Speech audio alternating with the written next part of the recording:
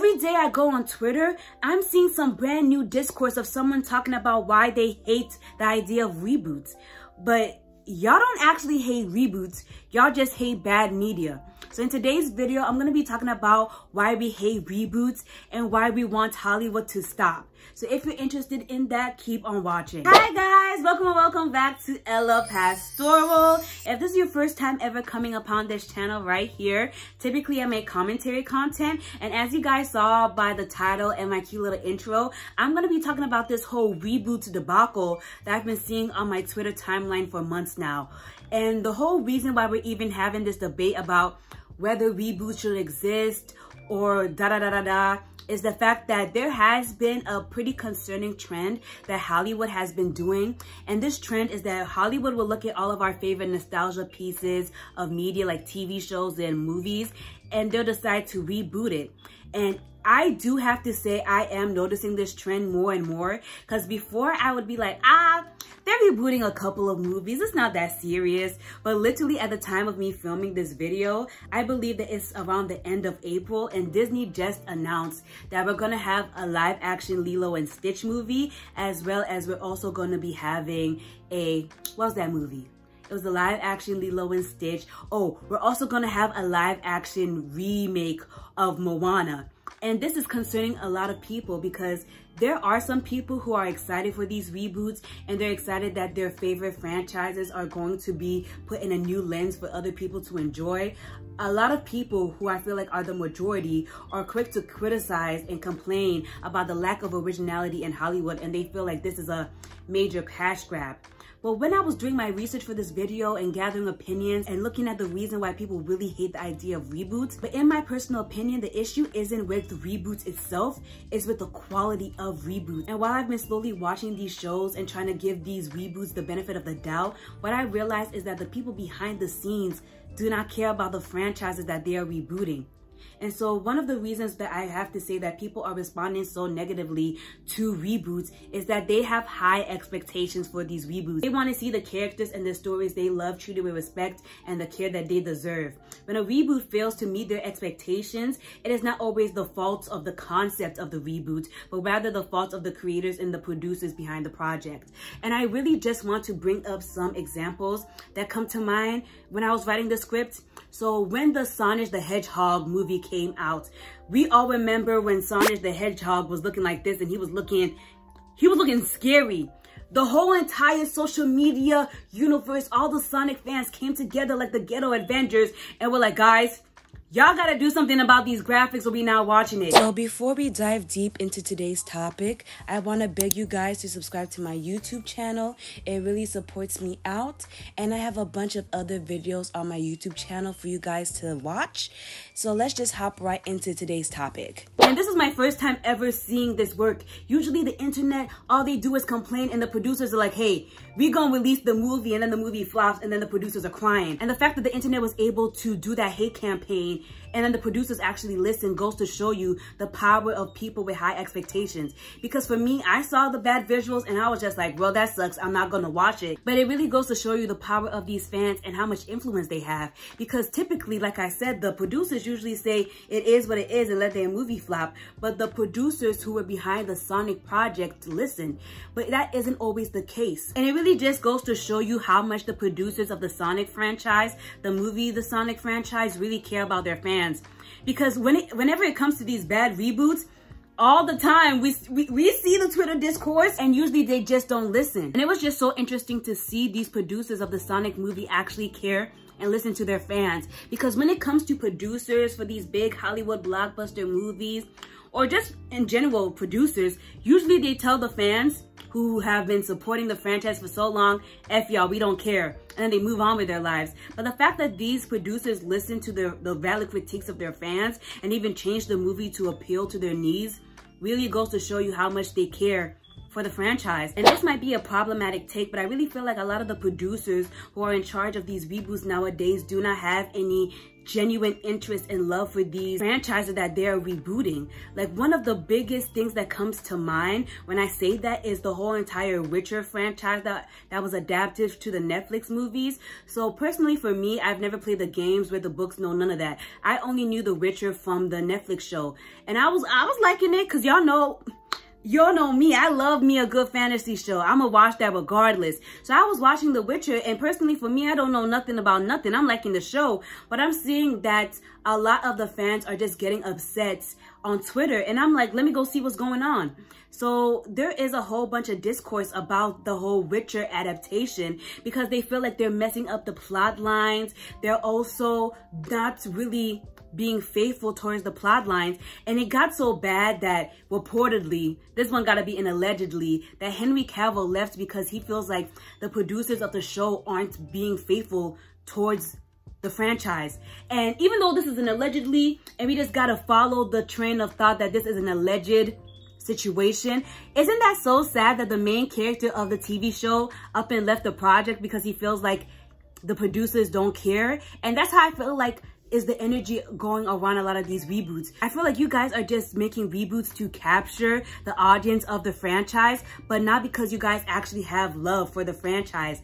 And that's a damn shame, because everybody said they're not gonna watch Witcher season 3 because they were watching it for Henry Cavill, and if there's no Henry Cavill, then why would they watch the show? And I really feel like that's a damn shame. But it wasn't just Netflix's The Witcher that a lot of fans were noticing that there was no love behind it. It was also Netflix's Fate the Winx saga. And guys, forgive me for how upset I'm about to get, but the way Netflix failed Winx Club as a franchise is something that really has to be talked about. I'm doing a whole separate video about this, but since I'm on the topic of reboots, I have to get this off my chest. If you guys don't know me, the one thing that you should know about me is that I'm the Winx girl. Nobody is as pressed as I am pressed. Nobody cares about this franchise as much as me. Even in my youth, when I was a little child on DeviantArt, I was making Winx Club characters. I know the lore. I know the girls. I know the music. I know the Winx. I know the Winx. We are the Winx. I'm the Winx. Like, nobody cares about Winx Club as much as I care about Winx Club. So when Netflix released, you know, the news that they were going to make a reboot, I was so for it. If nobody else was for it, I was here for it. Because going back to the actual video essay or whatever, a lot of people, when they hear the idea of a reboot, they already come with some animosity. So if you go into a new piece of media with animosity already in your heart, like, you're setting yourself up to just not like the movie. But it wasn't like that for me when I heard that Netflix was coming out with a Winx reboot. I was telling everybody that this one, it was going to be the one for the girls. This was going to change media as we know it. Like, I was hyping up this show like nobody else was hyping up this show. And what made me even sadder is that there was an actress from one of my favorite shows, she played one of the weird sisters from Netflix's The Chilling Adventures of Sabrina. So I was like, oh, this is gonna eat. Because I love the way she acted in there. So I was like, they gonna put her in the new Netflix show, it's gonna eat. When I tell you, Fate the Winx saga was one of the worst things I've ever seen in my life, I'm not joking. Obviously, like I said before in like a previous section of this video, I'm all for reboots. Like, I'm all for new ideas being implemented into franchises as long as it's done well. They done took Winx Club, and it's like I don't know if they never watched Winx Club before, or they watched a TikTok on Winx Club, but the whole entire Fate the Winx saga lacked the Winx Club feel. They took this high technicolor pop culture, girls with wings, and made it a grim, dark, like Ross-inspired, Burlington-inspired, middle-aged woman-inspired mess. They removed the magic from Winx Club. And that's what I'm talking about when I say that I don't know about y'all, but I don't hate reboots, I just hate bad media. Like, even if I took away all of the things that made me love Winx Club in the first place and just looked at the show objectively was boring. Like, obviously it had some potential, but I just felt like they smacked me in the face, and they smacked longtime fans of Winx Club in the face by the way they did stuff. Like, I personally believe that if you're going to do a reboot, you have to have some type of connection. And Fate the Winx Saga did not have that. Like, I feel like if they would have just made it its own, like, standalone show, then they wouldn't have put so much pressure on the show. Like, I feel like Fate the Winx Saga, if it wasn't a part of the Winx franchise, would have been a fine show by itself. It kind of reminds me of The Magicians on... It was on Netflix. Who knows where it is now? It kind of has the same grim, dark academia vibes as that show. If they would have let the show stand on its own two legs, then we wouldn't be here consistently roasting Fate the Winx Saga. But look at what's going on right now. We're here roasting it and saying that it was lackluster and dry. To be honest, I have no idea who's to blame. Because if you watch the show, I watched the first season of Fate the Winx Saga. I refused to watch season 2. I feel like they wanted their own show. And maybe the executives at Netflix were like, nah. You gotta somehow connect this to Winx so it can sell. But you can tell that they had a whole nother show in mind, and Netflix was like, merge. They try to do a fusion, like a Steven Universe fusion of whatever show they had in mind in Winx Club. And instead of being a cool fusion like my good sis Garnet, it came out like this monstrosity. Y'all remember when Jasper fused with Lapis? That's what Fate the Winx Saga was given. And that's what I'm talking about when I say that there is no passion behind these projects. Like, you could tell that there was no true love and true passion towards this reboot. And I feel like that's how a lot of people are feeling. And I wrote here in my script that one of the biggest misconceptions about reboots is that they are simply a way for studios to cash in on nostalgia. And while I just talked about the examples, you know, I just listed where that is the case, there are some reboots that actually are not like that. Some reboots are made with the intention of introducing beloved characters and stories to a new generation of audiences. When done right, reboots can breathe life into a franchise and attract a whole new fan base. And that is so true. Because a lot of the favorite things that I watch right now, if it wasn't for the fact that they have been rebooted, I wouldn't have watched them. A great example of this is the Dune franchise. I love me a good space opera, space fantasy. I love me a good space fantasy or whatever. But when I looked at Dune and I kept seeing it recommended to me, the olden stuff was like in technicolor, like it was unwatchable. I'm so sorry. Like the graphics weren't given. So I wasn't watching it. But the fact that they were able to reboot Dune really introduced this show to a brand new audience. Gen Z, Gen Alpha. I wouldn't have watched the old Dune movies if they hadn't rebooted it. But because of the fact that they did, it introduced me to all of the lore of Dune. And I really am excited for the second movie. Like, not all reboots are heartless cash grabs. Some are. I'm looking at you, Fate the Winx Saga. I'm still mad about that. But sometimes you can tell that the people behind the screen and behind the producer's reel actually care. And I just wanted to say that ultimately the problem is not with the concept of reboots. Because reboots be going crazy if they're done right, but it's the execution that makes or breaks the reboot. When a reboot is done well enough, it can be seen as a great addition to a franchise. However, when the reboot is poorly executed, it can ruin the entire fan base for both new and old fans alike. But I don't want to be a negative Nancy. I actually want to talk about reboots that I feel like are done really well. And so the first one that we have here is Maleficent. Maleficent was released in 2004, and it is a retelling of the classic Sleeping Beauty story from the villain's perspective. And this is obviously telling the story of Maleficent. And the main person that we have playing Maleficent, the only person we have playing Maleficent, let me be serious, is Angelina Jolie. And the fact that this movie had a strong supporting cast and great visuals as well as a great story, I feel like led a lot of people to liking Maleficent. I know right now it is the most popular thing to hate on Disney live action remakes or whatever, but Maleficent really goes to show you that when Disney does stuff right, they be doing stuff right. Like this movie eats, like the whole entire backstory where Shadi got her wings stolen by Aurora's dad. That ate. And that's a retelling and that's a remake where you can taste the passion, you can taste the flavor. And if you guys don't know anything about me, you should know how much I love this show. And the show that I have for you guys is Interview with a Vampire, and this is the AMC version and not the movie version. And this was a TV show based off the popular book by Anne Rice, and it was adapted into a TV series by AMC in 2001, and it starred Sam Reed and Jacob Anderson, and the show was praised for its faithful adaptation as well as its strong performances. And guys, I'm making a whole deep dive coming up soon, I promise. When school ends, I promise I got you with my interview with a vampire deep dive.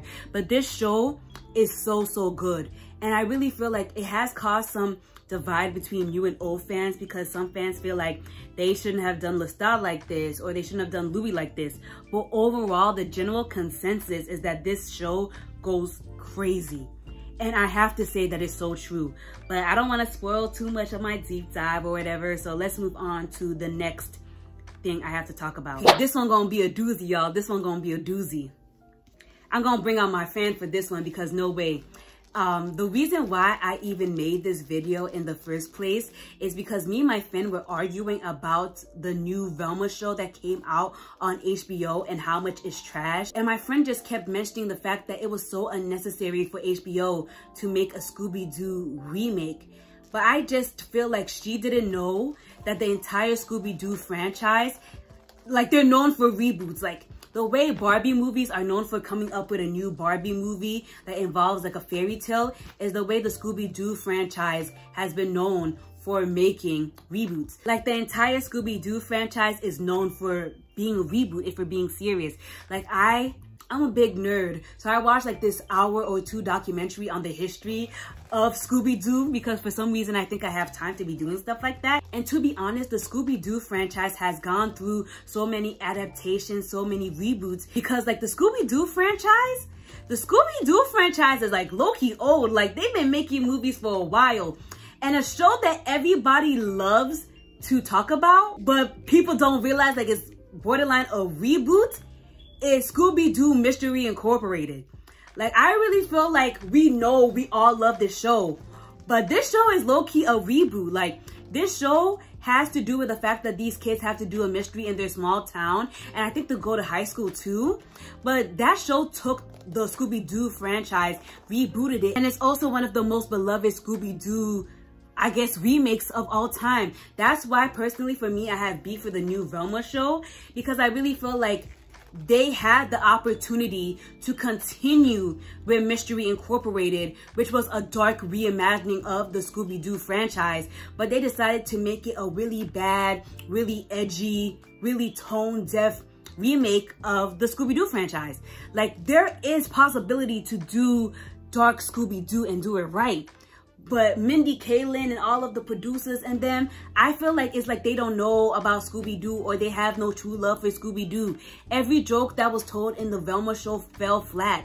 And that's what I'm talking about when I say that it's obvious and that it's evident that there is no love behind the scenes. Because there is literally a Scooby-Doo remake out there that does what y'all was trying to do, but better. Like, guys, come on now. But let me talk about another reboot that we all loved, that nobody is bringing up in this whole reboots discourse that we're having. And that is a series of unfortunate events. Let me get into a series of unfortunate events. Growing up, I watched this movie. I'm not like y'all. I didn't read no books or nothing, so I didn't know that this was even a book series, but I watched the movie. And the whole time I was watching the movie, I was like, this is the most incomprehensible thing I've ever watched. Like, that movie was like taking drugs, but it didn't give you a good feel of euphoria. It just made you confused. Like, the movie was so incomprehensible because they kept trying to smash like 18 books. I don't know how many books it actually was. They were trying to smash like all those books, all those plot lines into one movie, and it literally didn't make any sense. It got so bad that they had to make the TV show because they knew that the plot of a series of unfortunate events was not being portrayed right, that they needed to make a TV show. And this TV show goes crazy. Like, I love the TV show, and I feel like we as the general audience love the TV show. We were so excited for season 1, season 2, all of that. Even the ending was really ambiguous, and we still loved it. And that is a hardcore, high-level, S-star rating reboot. So that's why I really had to come up on my YouTube channel and defend reboots, because when they're done right, they have the potential to be successful. And another show that I really want to talk about that a lot of people don't bring up in this whole reboot discourse, or maybe it's because they don't even know it's a reboot, is Degrassi Next Generation. Y'all, This is the Degrassi that had Drake in it. Old Man Drake. This was the show that introduced us to Old Man Drake. And for the little blurb that I wrote about this is that Degrassi Next Generation is a reboot of classic Canadian TV series Degrassi. I don't think that's what it was called, but I'm gonna put the actual show that it was a reboot of on the screen. And this show ran for 14 series and it was praised for its frank and honest portrayal of issues facing teens. Like, this show right here was the Euphoria before Euphoria. Yeah, it literally was. Like, there's no discussion on that. And that show was even a reboot of the old Degrassi. So guys, I feel like I'm really making my point here when I say y'all don't actually hate reboots. Y'all just hate bad media. So the next reboot that I have for you guys is called Pretty Little Liars Original Sin. And this is a reboot of the Pretty Little Liars series that was on ABC, or Freeform as they're called now, I believe. And this one caused a little bit of a split in the fandom because some people hated it and some people really liked it. And I personally fell into the camp of people that really liked it. But I also wasn't a fan of the actual series when it was coming on. Like, I would never watch it in chronological order, and then I heard that as the later series kept going, it flops like crazy. So I feel like I really wasn't missing out on a lot. But I like this show considering that I just feel like it was good. I like the plot line. I know that people didn't like it, but I liked it. And also considering that the Pretty Little Liars franchise has also had like a bunch of spin-offs, reboots, the fact that this one was even able to gain a fandom while all of the other reboots of the Pretty Little Liars franchise didn't, kind of proves to you guys what I'm talking about, where we can have good reboots, but we can also have bad reboots. And I personally feel like this was one of the good ones. And the last one I have for you guys is The Chilling Adventures of Sabrina. Personally, I feel like this show is hilariously good. Like, this show was one of my favorite shows of all time. Let me stop lying. Let me stop lying. This was one of my favorite magical witch shows. Let me not gas it too much. And so let me read you guys the little blurb that I wrote down. So Netflix's Chilling Adventures of Sabrina is a darker take on the classic Archie comics characters, but an excellent cast and strong writing. The show was praised for its other horror elements and character development. And I really like this show. I really felt like it was good. It took a darker spin on the character that we knew as Sabrina Spellman. And this is coming from someone who grew up with the OG Sabrina Spellman, the girl next door, the good witch, practically. And I really feel like their darker exploration into the character was well done. They also had a really diverse cast, which I love. We saw Black witches, we saw like LGBT representation in this show as well. And I just felt like it was good until the later seasons. But the first 2 seasons went crazy. I love that show so much. I love that show so much. And so I recently did a poll on my community channel page asking you guys what were your favorite reboots, because it can't just be me who's in love with reboots. So I'm just going to be reading some of your comments here. And so this person right here said they loved the Charmed reboot and they felt like they loved how they diversified the show as well as keeping the core premise. And this person right here said how much they loved the DuckTales reboot and how they loved it as like a remake and a reboot as well. And this person right here also agreed with me in saying how much Mystery Incorporated was one of their favorite Scooby-Doo movies. And I'm just going to be putting everybody else's comments on the screen for you guys so you can see it's just not me who believes that reboots can be good, but it's a bunch of you guys as well. And I also have to say that the reason why I feel like these reboots did well is because they stayed true to the source material while also introducing new elements that made the shows new and refreshing and interesting to the modern audience. It literally just dawned on me that every William Shakespeare reboot or reimagining would also be considered a reboot. And we stay eating those up. Every 2 days or every couple of years or so, I'm seeing some new Romeo and Julio. What? I'm seeing a new Romeo and Juliet readaptation or something like that. So y'all do be liking reboots. Anywho, let's get to the conclusion portion of this video. So in conclusion, reboots don't have to be bad. When done right, they can be a valuable addition to the entertainment industry, introducing beloved characters and stories to a new generation. In my personal opinion, the key to a successful reboot is to treat the source material with care and respect, and to create something both new fans and old fans can enjoy. So the next time that you hear about a reboot, I'm begging y'all, please stop creating hate trains and at least let the movie be released before we start hating on it. And let's give it a chance And then if it sucks, then we can bash it. So if you guys like this video, make sure that you hit the thumbs up button. If you guys want to see more of me and more videos like this, make sure that you subscribe. And tell me, how do you feel about this whole reboots debacle that we have? Do you have your own reboots that you have watched and you actually like and you're confused why people hate them? Let me know in the comments. And yeah, I'll see you guys in the next one. Bye!